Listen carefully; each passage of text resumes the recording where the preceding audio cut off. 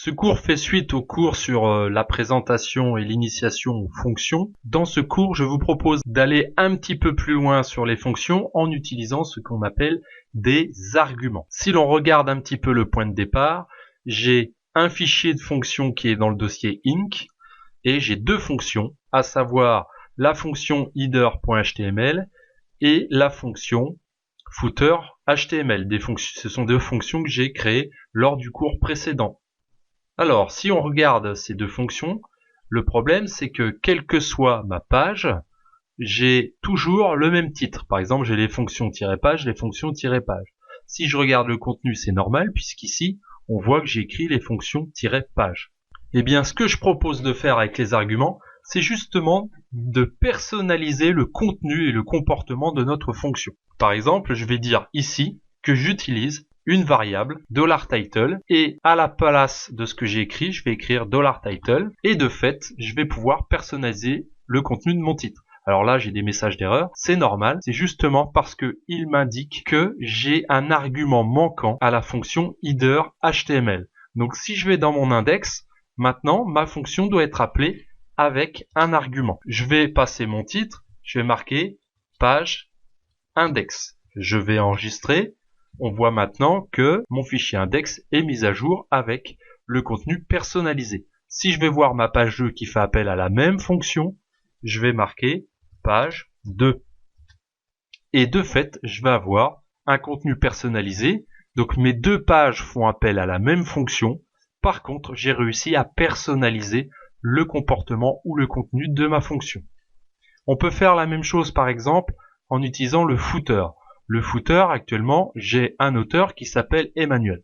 Là, je vais le remplacer par une variable. Donc forcément, lorsque je fais la mise à jour, il va me dire qu'il me manque un argument, missing argument 1 for footer HTML, et il vous indique le numéro de l'argument. Ici, j'en ai qu'un seul.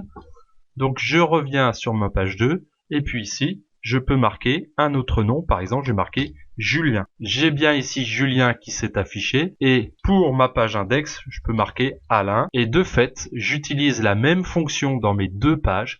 Par contre, j'ai réussi à personnaliser avec Alain et Julien le contenu de ma fonction. Là où ça peut être intéressant aussi, c'est de se dire, bah ouais, mais par exemple ici, j'ai le fichier CSS Wings qui est utilisé, mais je veux pouvoir en utiliser un autre si besoin. Je vais simplement ajouter un nouveau paramètre, donc il suffit de les séparer par une virgule, et je vais marquer par exemple ici fichier CSS. Et ce nom, cette variable, je vais le remplacer par Wings. Je vais garder l'extension .css puisqu'un fichier CSS a toujours l'extension .css. Donc je retrouve le message qui me dit que l'argument 2 cette fois est manquant pour header.html.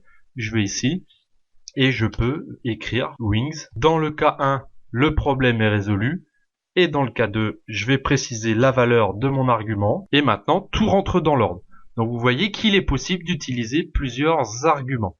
Donc petit point de vocabulaire ici. Ce qu'il y a entre les parenthèses s'appelle des arguments. Alors je simplifie un petit peu le terme, hein, les puristes vont pas être d'accord. Je prévois une vidéo pour expliquer les termes exacts. Donc nous avons les arguments entre parenthèses. Si vous en avez plusieurs, vous les séparez par une virgule. Et ce qu'il faut bien comprendre, c'est que la valeur affectée à un argument va être utilisée dans le corps de la fonction et la variable va être interpolée et du coup la valeur va remplacer la variable. Afin que les choses soient très claires, je vais reprendre dans le détail l'explication du fonctionnement d'une fonction avec des arguments. Par exemple, j'ai à droite ma fonction header.html et à gauche l'utilisation de cette fonction. J'ai donc en premier argument la valeur page index. Cela signifie que la variable $title est maintenant égale à page index. Désormais, toutes les variables dans le corps de la fonction qui s'appellent $title vont voir leur contenu remplacé par page index. C'est exactement le même raisonnement maintenant pour le deuxième argument. Le deuxième argument correspond à $fichier CSS qui de fait contient la chaîne Wings. Partout où la variable $fichier CSS sera utilisée, le contenu sera remplacé par Wings. J'espère qu'avec cette représentation-là, vous allez bien comprendre l'utilisation des arguments dans les fonctions. Ici, on est dans le cas d'une fonction avec argument obligatoire. puisque si je supprime un argument, peu importe lequel d'ailleurs, et que j'actualise, automatiquement, j'ai le message missing argument 2, donc ici il me manque l'argument 2. D'ailleurs, il vous dira toujours qu'il manque l'argument 2, parce que même si je supprime le premier, il va me dire qu'il manque l'argument 2.